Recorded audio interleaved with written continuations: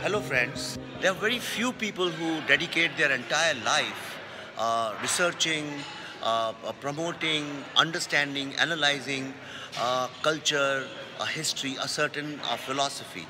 Here, I have a very interesting gentleman with me who has always fascinated me. I have been reading him and listening to him on social media, and I have met him a couple of times. A mind blowing, wonderful human being. Though his original name is David Frawley, but he is also known as Vamdeva. So welcome here, Mr. David Frawley. Hi. It's very Okay. good to be with you again, Vivek. Thank you, David. David, I've always you live in Santa Fe, Yes, in Mexico, New a Mexico. beautiful New Mexico, beautiful place, so far off from the world, yes. this world, the Oriental Eastern world.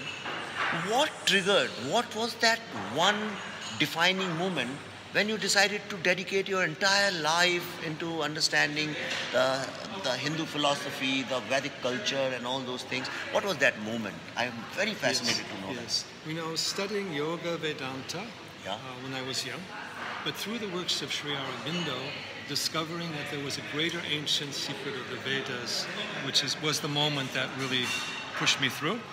And then later on, when I came into contact with MP Pandit of the Aurobindo Ashram and showed him my research, he agreed to get it published in India on a regular basis. So that also reinforced my motivation.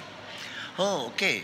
So, but see, you live in what is very difficult for me to understand is that normally people who are spending all their life understanding this, you would generally come to India and you'll settle down here. Yes. But how do you manage? You live in Santa Fe. Yes. And how do you manage this? Because you're out of the ecosystem, you're out of the natural Yes. geographical boundaries, you are not in the system, and still you are so fascinated and you've dedicated your entire life in the system.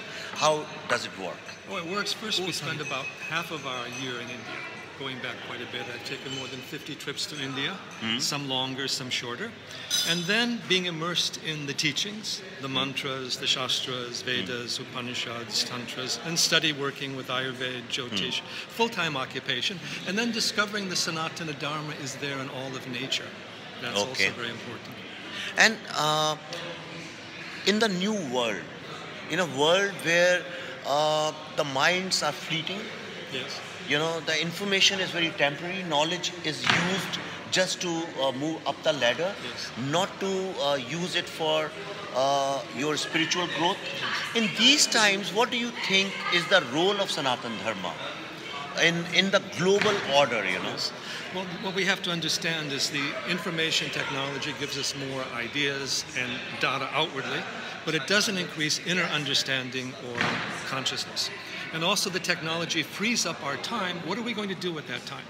So what the Sanatana Dharma, the Hindu tradition, offers us is this wonderful set of sadhanas where we can do all the meditational practices and to explore the inner universe, to explore the entire universe inside of ourselves. So it provides us that additional dimension of our inner cosmic connection to make the outer cosmic connection meaningful and transformational. David, I believe that in the new world, the only thing which is actually going to help humanity is creativity. Yes. And if you look at it, the Hindu thought begins with the creation and what we call creation ki aradhana. Yes. Why is it that we don't see that creativity in practicing religion? Yes. Well, you see, in the Hindu thought, creativity is the essence of consciousness and reality. It is everywhere. And that creativity is the core of our own being. We are all arising from Ananda. We all have the essence, the rasa of the entire universe. So the Hindu tradition is mirrored in all of nature and mirrored in the universe inside of us, so it can awaken a much deeper level of creativity than systems that rely upon belief, ideology, conformity from the outside. Yesterday I was reading that I read somewhere that Indian diaspora is the largest in the world. UN has said that about 1.5 crore people all over the world. But why is it that, see, in today's time, whether it's a religion or it's an ideology, you have to aggressively market yourself. Yes.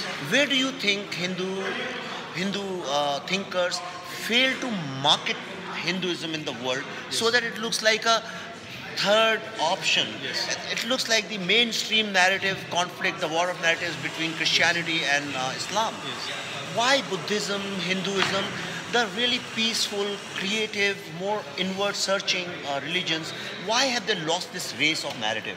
Well, actually, what they've done is they've been spread by pieces. Meditation is popular here, mantra there, Buddhism there, Ayurveda a little bit here, all the different aspects of yoga. What people don't have is the integral vision to put it all together and say this is all the Sanatana Dharma, it's all part of the same thing. That's what we've always emphasized in our work, to recognize all aspects of the Sanatana Dharma and to bring them together. Now in that regard, the more futuristic minds today are looking to some aspect of these dharmic teachings, traditions and practices, not to Christianity and Islam. They are fighting the outer battle.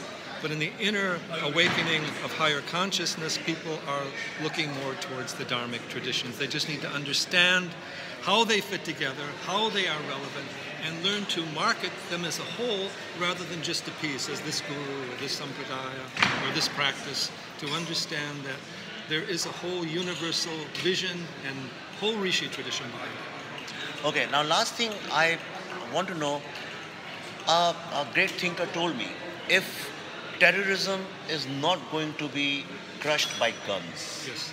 They said it's going to be crushed by a spiritual voice. Yes. I do not understand what spiritual voice means. And I know, but what he meant was that the spiritual voice of Hindu nature, Yes. that is going to be the remedy to terrorism. Yes. So can you explain what it means actually? Well, what I would say is that terrorism is rooted in an ideology. Terrorism is rooted in a certain point of view, which has a religious point of view, but it's based on an exclusivism. And that exclusivism creates a kind of negative absolute. Yeah. We're right and you're wrong, and because we're right, we have God's sanction to take complete control of whoever you are, your life, anything belongs to us.